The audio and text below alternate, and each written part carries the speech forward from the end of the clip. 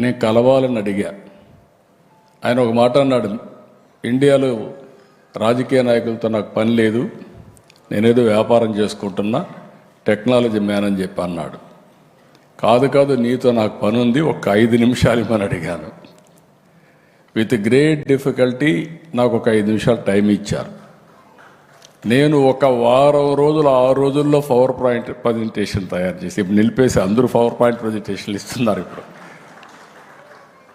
ఎందుకంటే ఆ రోజు తయారు చేసి vision of India, the power of Indians నేను ప్రజెంట్ చేశాను. నేను ఒకే మాట చెప్పాను, zero invented by India and also British వాళ్ళు పోతూ మా కోహినూర్ డైమండ్ కూడా తీసుకెళ్లారు, కానీ ఇంగ్లీష్ వదిలిపెట్టిపోయారు. ఈ 2 డెడ్లీ కాంబినేషన్ ఫర్ ఇన్ఫర్మేషన్ టెక్నాలజీని ఆ రోజు చెప్పారు. ఆ తర్వాత బిఎస్ఎన్ఎల్ బిగినింగ్లో ఉంది. కొంతమందికి మీరు ఇక్కడ ఉండేవాళ్ళకి ఒక ఐడియా ఉండాలి. అప్పుడు ordinary call, emergency call, lightning call. ఎవరన్నా లైట్నింగ్ కాల్ బుక్ చేస్తే ఒక వారం తర్వాత వచ్చేది. నేను మా అబ్బాయి అమెరికాలో చదివాడు.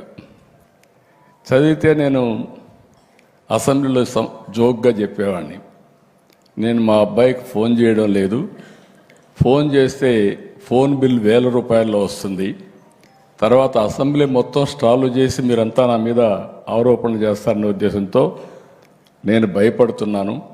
దీనికి ఒకటే మార్గం, ఈ ధరలు తగ్గాలంటే ఆ రోజు చైనా చాలా ఫాస్ట్గా మూవ్ అవుతున్నారు, వాళ్ళు చూస్తే నాకు అసూయ. అప్పుడు నేను ప్రధానమంత్రి 2తో ట్రై చేశా. ముందు దేవేగౌడ గారు, గుజరాల్ గారు. ఆ 2 ప్రభుత్వాల్లో నాకు చాలా సన్నిహిత సంబంధాలు, నేనే కన్వీనర్ కూడా గవర్నమెంట్కి. 2 అర్థం చేసుకోలేకపోయారు. ప్రధానమంత్రి గారు వాజ్పేయి గారు, great statesmen of this country.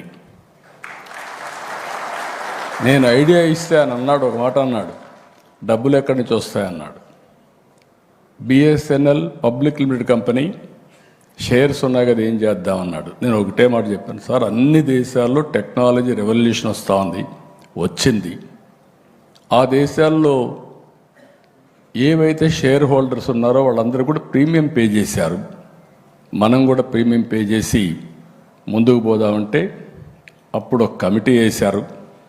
అది కూడా 97 తర్వాత మీరు చూస్తే 97లో స్టార్ట్ చేసి 98లో మీరు రిపోర్ట్ ఇచ్చాం. ఆ రిపోర్ట్ బేస్ చేసుకొని ఈరోజు డీరెగ్యులేషన్ తీసుకొచ్చాం. I'm proud of it. ఆ రోజు తీసుకున్న నిర్ణయం ఈరోజు, ఒకప్పుడు అందరూ భయపడ్డారు బిఎస్ఎన్ఎల్ దెబ్బతింటుందని, దెబ్బతినలా. బిఎస్ఎన్ఎల్ ఒక శక్తివంతమైన ఆర్గనైజేషన్ అయిందంటే అది మీకుండే తెలివితేటలని చెప్పి కూడా నేను మీకు తెలియజేస్తున్నా. ఇప్పుడే మా చంద్రశేఖర్ గారు ఒక మాట అన్నారు, ఆయన కూడా ఒక సక్సెస్ఫుల్ బిజినెస్ మ్యాన్ అయ్యాడు. అమెరికాలో బ్రహ్మాండంగా కంపెనీ పెట్టి బాగా డబ్బులు సంపాదించి తర్వాత ఇప్పుడు ప్రజాసేవ కోసం నేను రమ్మంటే వచ్చాడు. I'm proud of him. ఒక్క చంద్రశేఖర్ గారే కాదు, నేను ఆ రోజు చెప్పింది ప్రతి ఒక్కరికి ఒకటే మాట చెప్పాను, మనం జాబ్ వర్క్ చేస్తున్నాం యాజ్ ఆన్ టుడే. అది కాదు మనం చేయాల్సింది. డబ్బులుండేది ప్రోడక్ట్స్లో ఉన్నాయి.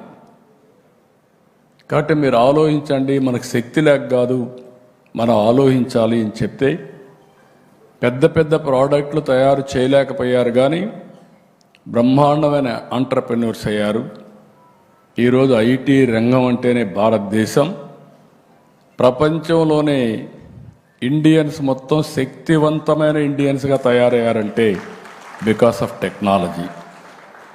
ఇక్కడికి వచ్చినప్పుడు ఈరోజు 4G ప్రధానమంత్రి గారి దూరదృష్టి, విజన్.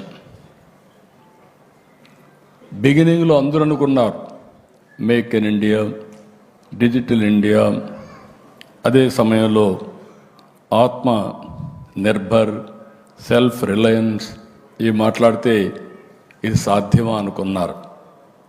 కానీ ఈరోజు మీరు చూసినప్పుడు ఫస్ట్ టైం మనం కోవిడ్ సమయంలో వ్యాక్సిన్ తయారు చేస్తే 100 దేశాలకు కోవిడ్ వ్యాక్సిన్ ఇచ్చిన